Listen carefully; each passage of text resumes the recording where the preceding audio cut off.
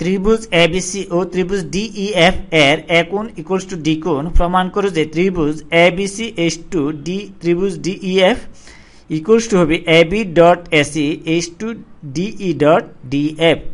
এখানে বলা হচ্ছে যে প্রশ্নে যদি দুটি ত্রিভুজ দেওয়া আছে, এই এবিসি ত্রিভুজ এবং ডিইএফ ত্রিভুজ, এই ত্রিভুজের এ কোণ ইকুয়ালস টু যদি ডি কোণ হয়, তাহলে আমাদেরকে প্রমাণ করতে বলেছে ত্রিভুজের ক্ষেত্র এই এবিসি এইচ টু ত্রিভুজের ক্ষেত্র ডিইএফ ইকুয়ালস টু হবে এই এবি এর একটি বাহু ডট এসি একটি বাহু, এবিসি ত্রিভুজের এইচ টু হবে এই ডিইএফ ত্রিভুজের ডিই ডট ডিএফ। আমরা দুটি ত্রিভুজ যদি অঙ্কন করি এবিসি এবং ডিইএফ ত্রিভুজ, যেই দুটি ত্রিভুজের এই এ কোণ ইকুয়ালস টু ডি কোণ এভাবে আমাদেরকে অঙ্কন করতে হবে। তাহলে আমরা যদি দুটি ত্রিভুজ অঙ্কন করি, তাহলে এখানে এই দুটি ত্রিভুজ দেওয়া আছে, এই ত্রিভুজ এবিসি, এই এবিসি এবং ত্রিভুজ ডিইএফ এর এই এ কোণ সমান, এই এ কোণ সমান কোণ ডি কোণ যদি হয়, তাহলে আমাদেরকে প্রমাণ করতে বলা হয়েছে যে এই ত্রিভুজ ক্ষেত্র আমরা যদি এই এ কোণ ইকুয়ালস টু এই এ কোণ ইকুয়ালস টু কোণ ডি কোণ, প্রশ্ন অনুসারে আমরা এই এ কোণ ইকুয়ালস টু ডি কোণ হয়, তাহলে আমাদেরকে প্রমাণ করতে বলা হয়েছে যে এই ত্রিভুজ ক্ষেত্র আমরা লিখে যদি প্রমাণ করতে হবে ত্রিভুজ ক্ষেত্র এই এবিসি, ত্রিভুজ ক্ষেত্র এবিসি এইচ টু হবে ত্রিভুজ ডিইএফ, ত্রিভুজ ক্ষেত্র ডিইএফ ইকুয়ালস টু হবে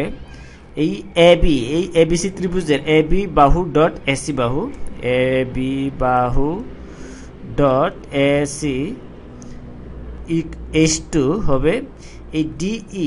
ডট ডিইএফ ত্রিভুজের ডিই বাহু ডট ডিএফ বাহু, এই দুটি বাহু।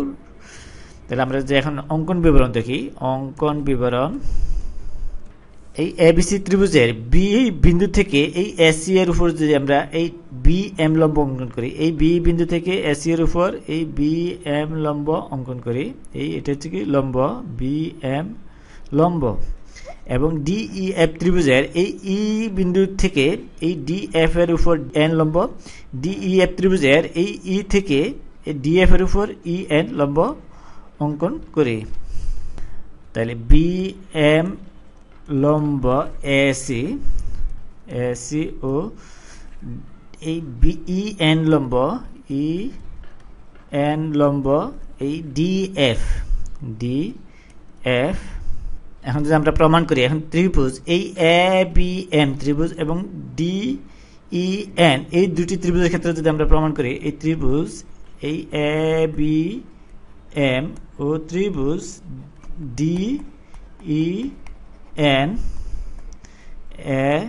এই এ কোণ ইকুয়ালস আমরা লিখতে পারি ডি কোণ, কোণ এই কোণ এ কোণ ইকুয়ালস টু কোণ ডি কোণ, এটা প্রশ্নে দেওয়া আছে, এই হিসেবে আমরা লিখেছি। এবং কোণ এই এ এম বি কোণ equals to D N E কোণ, অর্থাৎ এই কোণটা ইকুয়ালস টু হবে এই কোণ সমান হবে এই কোণ, যেহেতু লম্ব এঁকেছি আমরা এই বি এম লম্ব এবং ই এন লম্ব,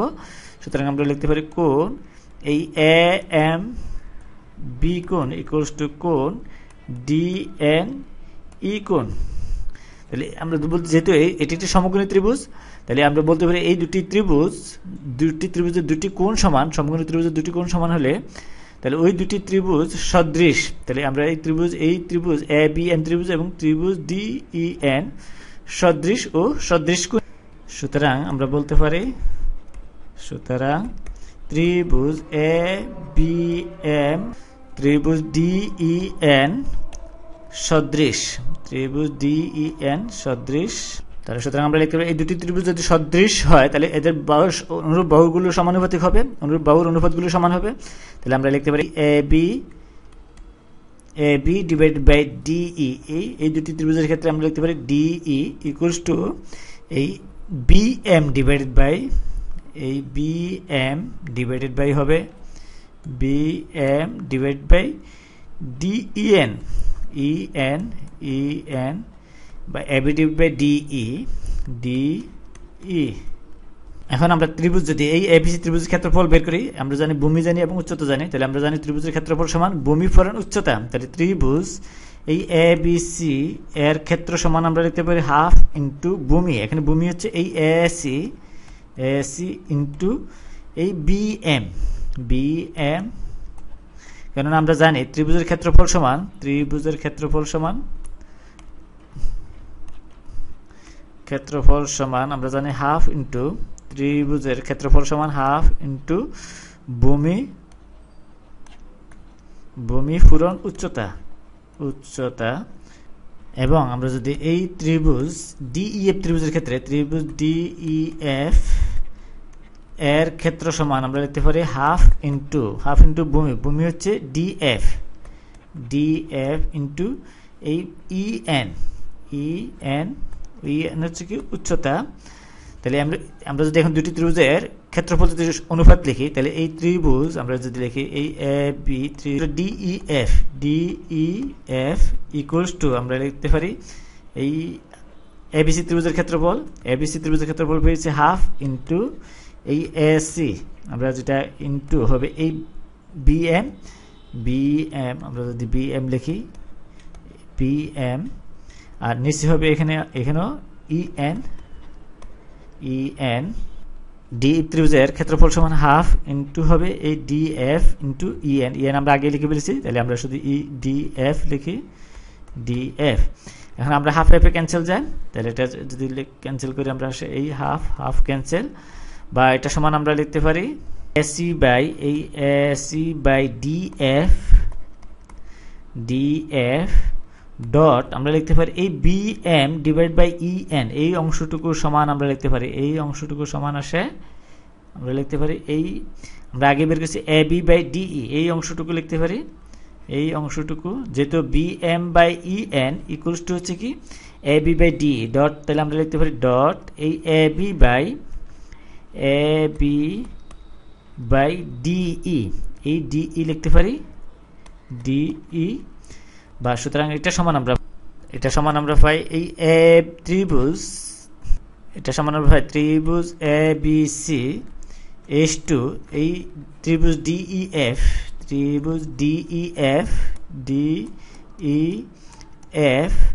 ইকুয়ালস টু লেখা যায় এই এ বি ডট এসি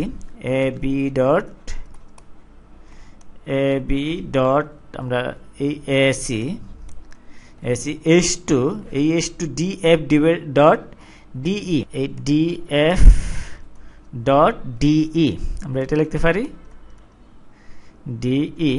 তাহলে এটাই প্রমাণিত হলো, এটা আমাদেরকে প্রমাণ করতে বলেছে যে এই দুটি ত্রিভুজের ক্ষেত্রফল অনুপাত সমান AB dot AC is to হবে ডিএফ ডট ডিই, এটাই আমরা আগেই লিখেছি। তাহলে এটা আমাদের প্রমাণ করতে হবে এখানে। তাহলে প্রমাণিত হলো এই এ বি সি ত্রিভুজ এবং ডিইএফ ত্রিভুজের ক্ষেত্রে এটা প্রমাণিত হলো।